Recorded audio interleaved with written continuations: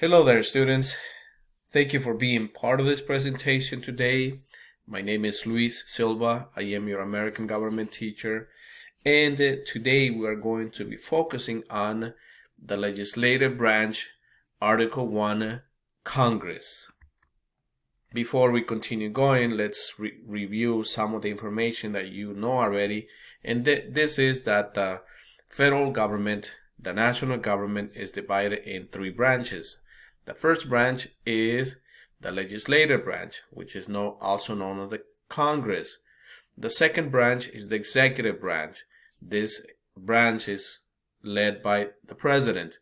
And the last branch is the judicial branch, which is the Supreme Court. For this particular instance, we are going to be focusing on the legislative branch. This is the building where all members of Congress have to meet to legislate for the nation. And the building is known as the Capitol building, and Congress meets here basically to do the people's business. They meet here to pass laws. If you can see on the left-hand side is the House chamber for the House of Representatives for a total of 435 members. If you see to the left is the Senate chamber, which is made up of 100 senators for a total of 535 members of Congress.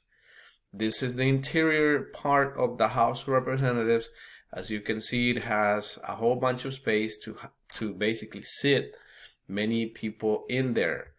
And this is the Senate, which is a smaller chamber, which houses about, or in this case, 100 senators. Now, the House of Representatives, the term is 2 years for each member of the House of Representatives. By the way, they can get reelected. The qualifications, first, they have to be at least 25 years old.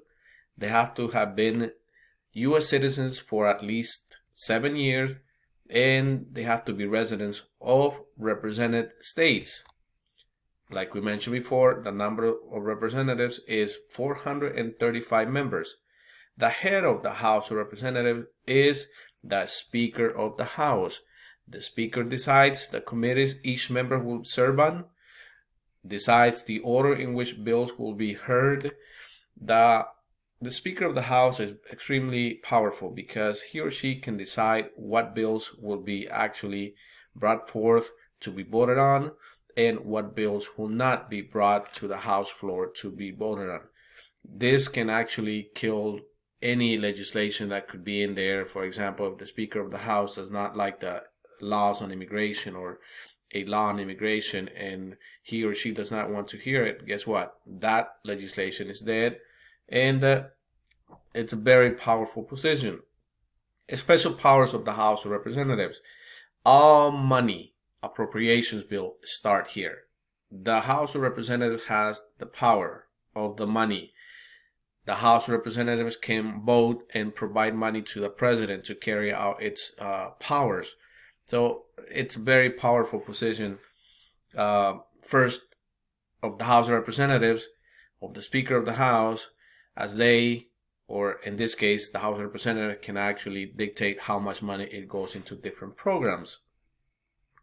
Now, the House of Representatives also can select a president in an electoral college tie.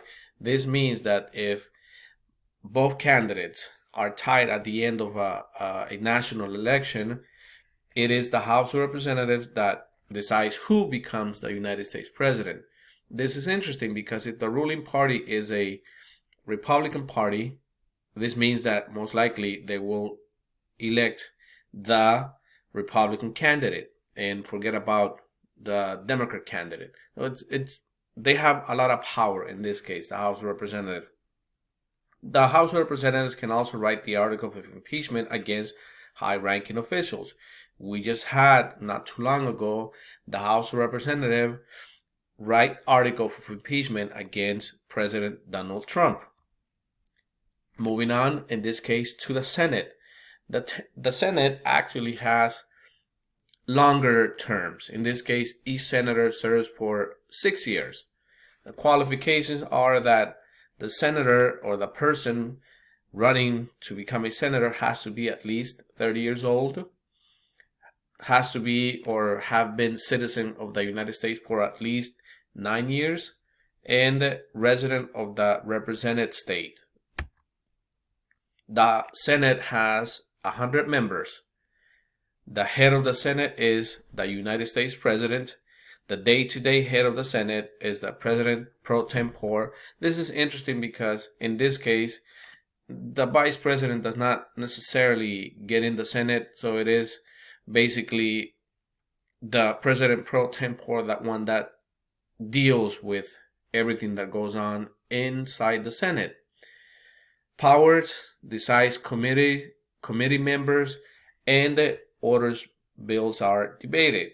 Once again, this is another very powerful institution because the Senate as well as the House of Representatives must be in agreement in order to pass whatever bill is out there. If the House passes a bill but the Senate does not agree, that bill does not go anywhere, and vice versa. If the Senate passes a bill and the House of Representatives does not agree with it, that bill is not going anywhere, basically.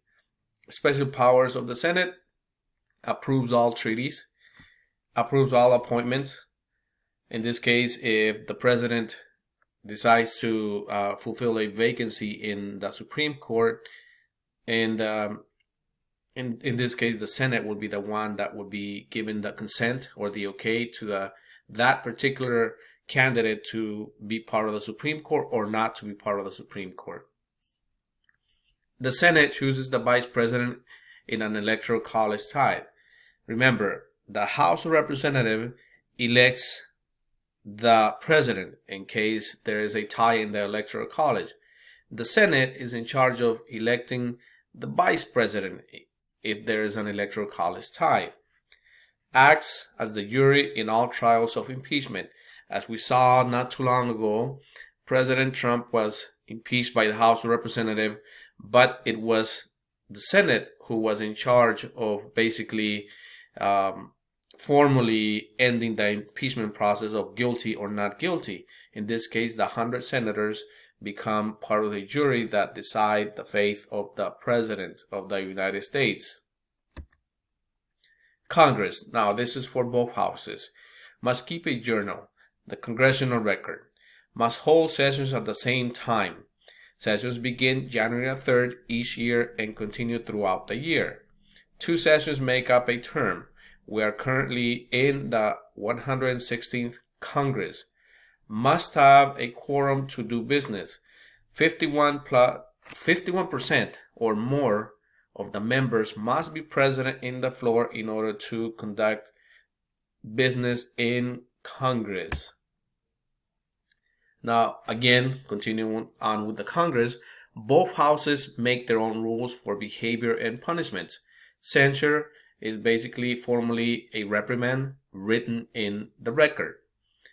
Fines and penalties may be set for some bad ways of behaving.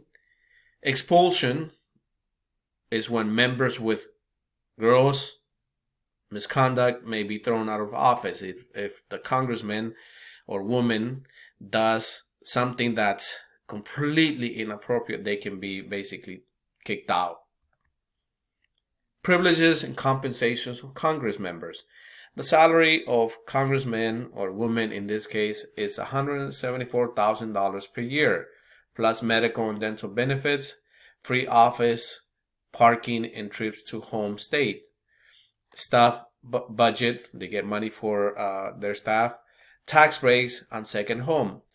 The Franklin privilege, they also get free postage on all mail to constituents.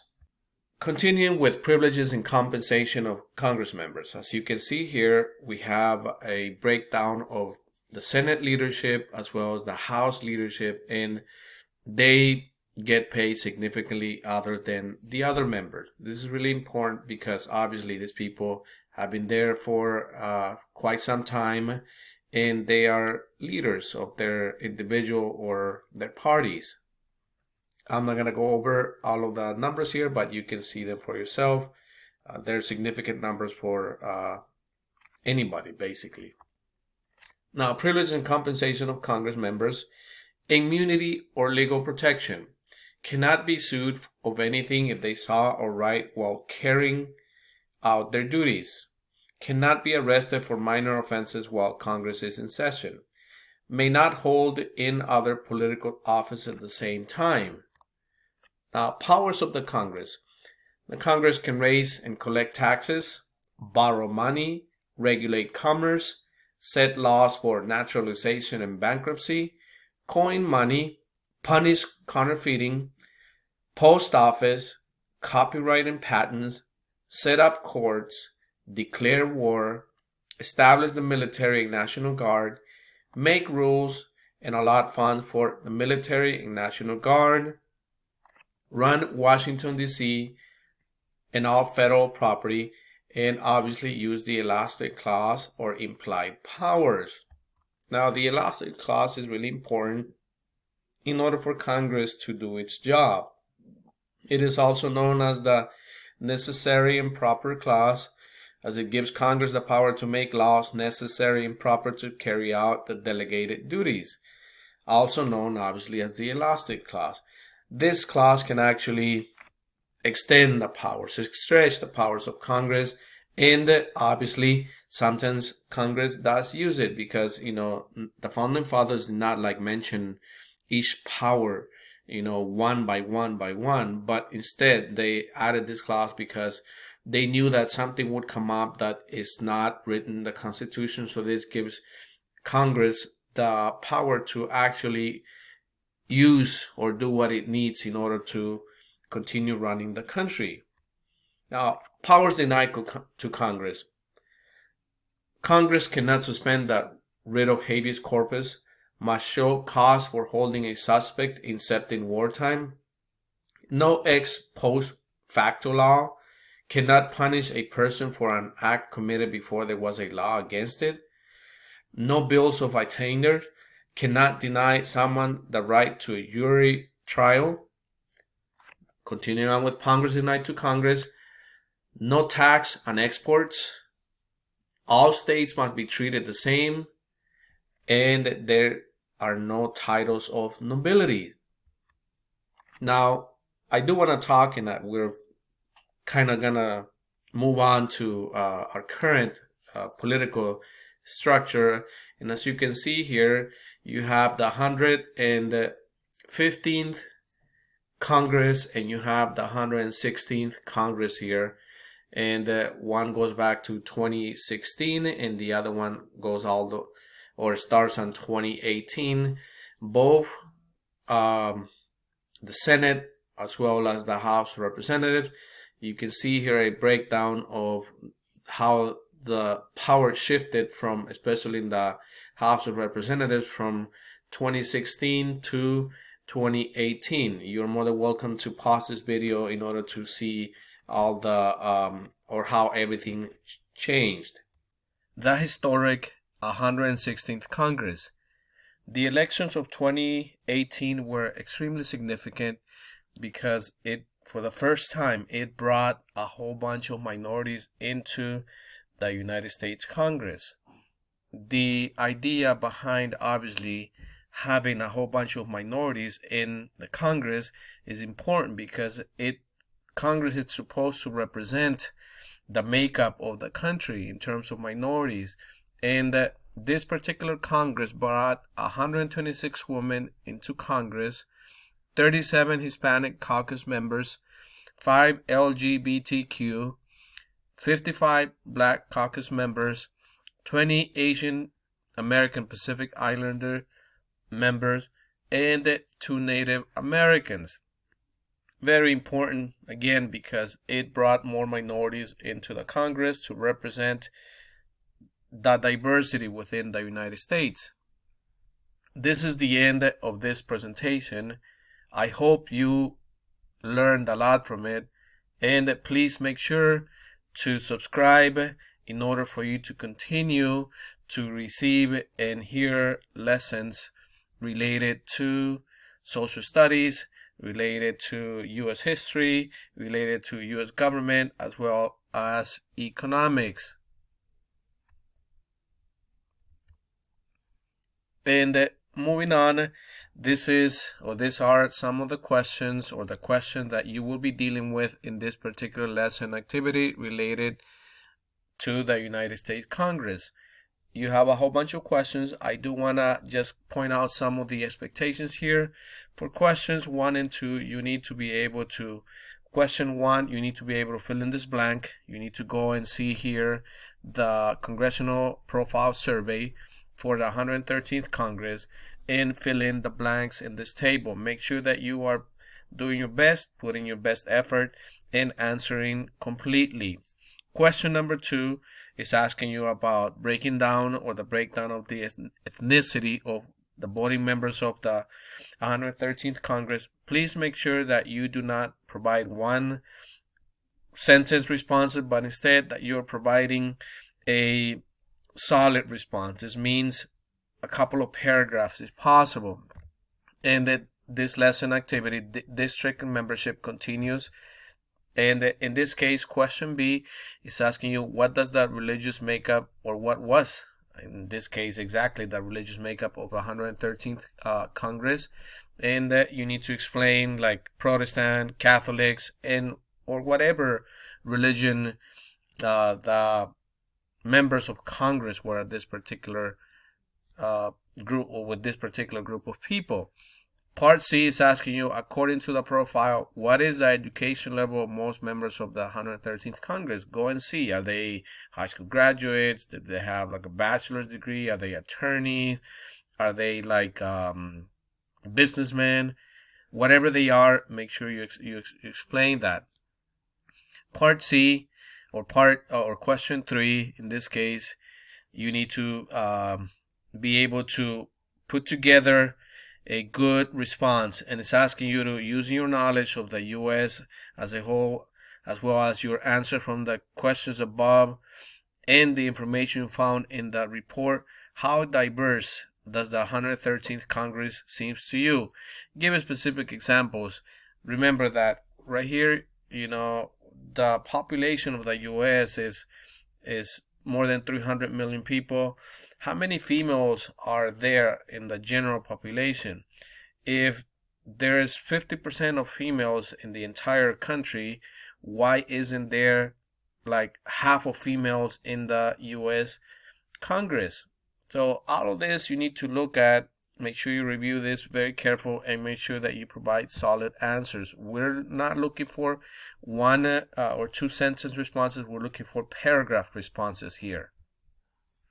This is question number 4. Using your notes and previous knowledge, consider what the founding father would make of the 113th Congress. What, if anything, would they have found surprising? Write your opinion in a brief essay in this case. An essay consists of 5 paragraphs. For the most part, what we're looking for is an introduction, thesis statement, a 3-body paragraph, and a conclusion. Make sure that you are following the guidelines. The minimum that you can do here is 3 paragraphs, but I would highly suggest you go for that 5 paragraph. In the 3 paragraph, you need to provide an introduction. In your body paragraph, you need to cram all of the information if you're only doing 3 paragraphs, and your conclusion. Remember, the more you write, the better you are able to handle the skill of putting together a good essay. This particular lesson activity, the legislative branch, organization and leadership, you need to be also familiar with all of the content. If you are lost somewhere in there, you need to go back to this presentation, or you need to go back to the tutorials to make sure that you have all the information needed. And part A says, based on your knowledge, why are partisanship and a two-party system significant part of the U.S. politics? Go back in history. How many parties have there been? How many parties have actually gotten elected officials to be U.S. presidents? In this case, the 2 dominant parties are, Democrats and Republicans. So again, make sure you provide a solid paragraph here. Part B is asking you, what do you think are the potential positives and negatives of to partisanship? Fill in the table with at least 2 positive and 2 negative examples. Make sure that you are following through on all of this information and the content so you can answer these questions. And part C is asking you using this information on a bipartisanship. Make sure you click on that link right there, because that will help you answer these questions. Explain what bipartisanship is and note some of the benefits of this approach, and note some of the negatives, if possible, of this approach. Remember, we're looking for a solid paragraph, and a paragraph is not 1 or 2 sentences. A paragraph should consist, in this case, of at least 10 sentences. Well, this is the end of this presentation. Make sure that you put your best effort. Make sure you do your best. If you have questions, make sure that you talk to your teacher, and make sure you get clarifications on any questions. You have a good one.